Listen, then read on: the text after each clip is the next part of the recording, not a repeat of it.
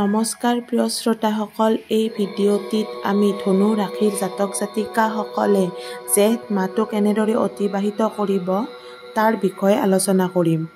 ধনু ৰাশিৰ জাতক জাতিকাসকলৰ জেঠ মাহটোত যদি কোনো বহু পুৰণি কেছ, ঋণ অথবা ৰোগত ভুগি আছে, এই মাহটোত সমাপ্ত হোৱা যোগ দেখা পোৱা গৈছে। হঠাৎ কিবা সুখবৰ পোৱাৰো যোগ দেখা পোৱা যায়। এই মাহটোত বিবাহৰ যোগাযোগৰ বাবে অতিকৈ উত্তম ধনু ৰাশিৰ জাতক জাতিকাসকলৰ বাবে।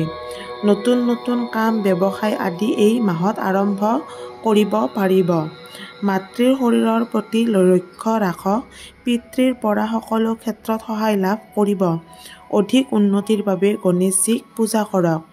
লগতে যদি ভিডিঅ'টো চাই ভাল পালে তেতিয়াহ'লে লাইক, শ্বেয়াৰ আৰু ছাবস্ক্ৰাইব কৰিবলৈ নাপাহৰিব। ধন্যবাদ।